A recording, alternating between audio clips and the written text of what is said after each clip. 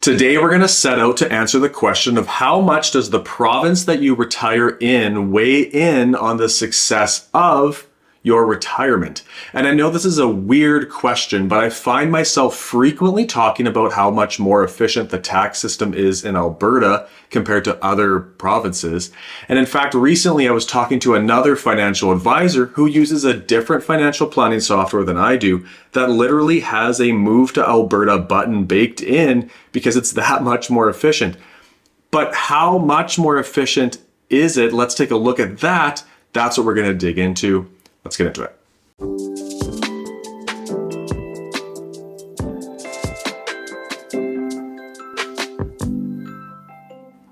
This is how I went about answering this question. I find that on average, most of my clients come to me wanting to be spending somewhere between about $5,000 and $6,000 per month in retirement.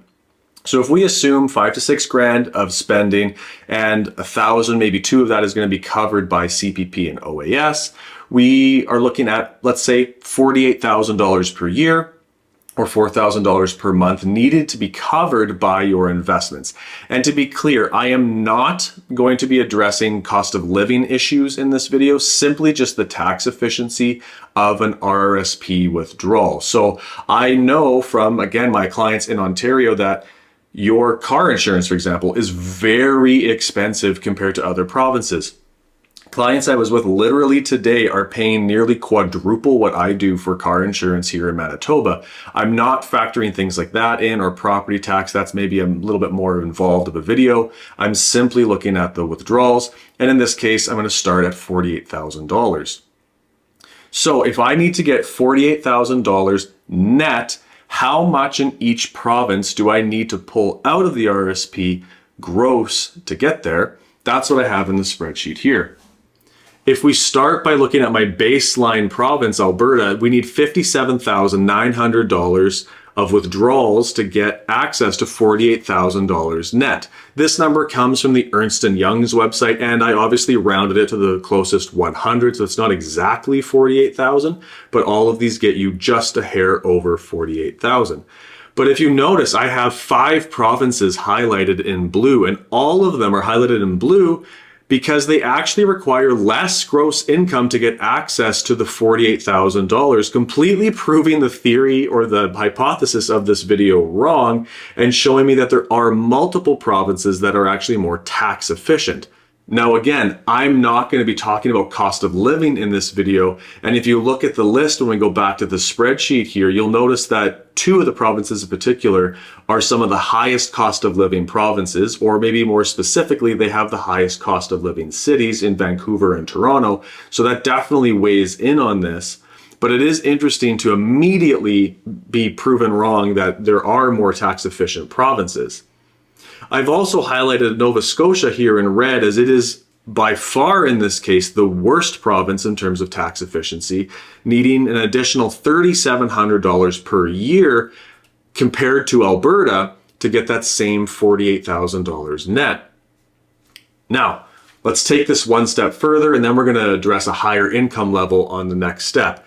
If we assume that that difference between, let's say, Manitoba or Ontario, whatever province you're in, and Alberta, if we take that difference and we assume that it's going to inflate along the way as your spending inflates, how much does that actually turn into for more or less withdrawals over a 25-year retirement period? That's what I have on the next slide.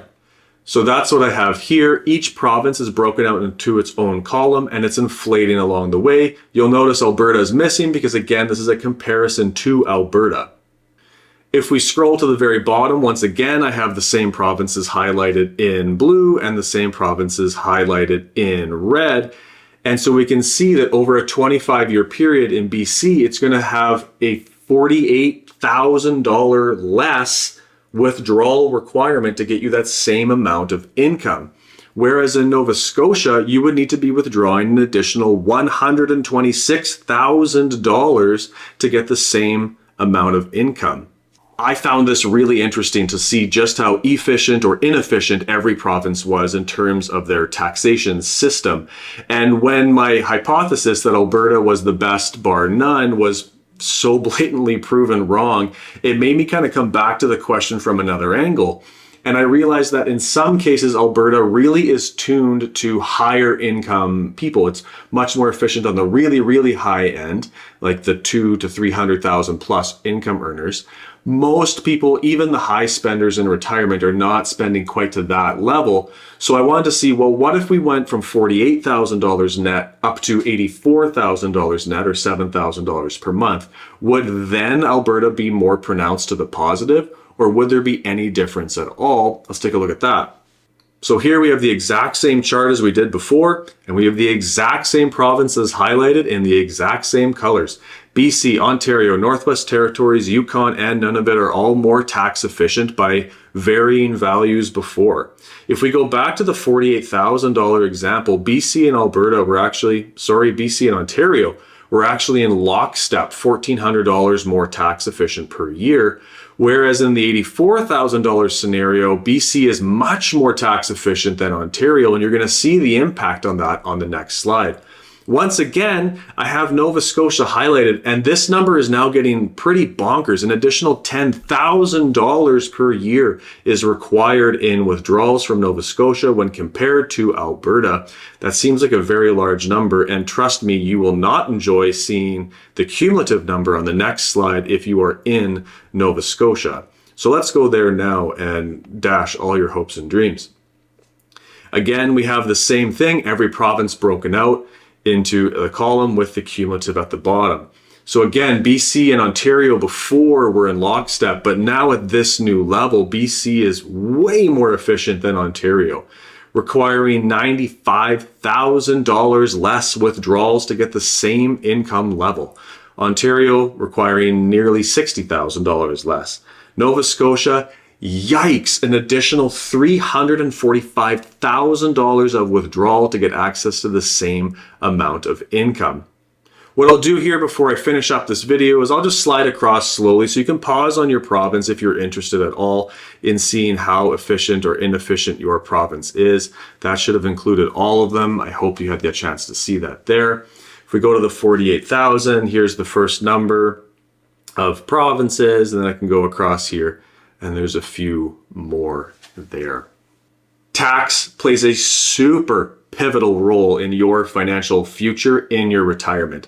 This is just a small piece of it. The province that you happen to live in is a small piece of it, no doubt. Usually withdrawal order can make a major impact on your taxes in retirement. So it's a major, major issue that you should absolutely be having a professional looking at with you as you transition into retirement. If it's time for me to review your financial future and look at your taxes, there will be a link in the description down below that comes directly to me. Until next time, keep planning.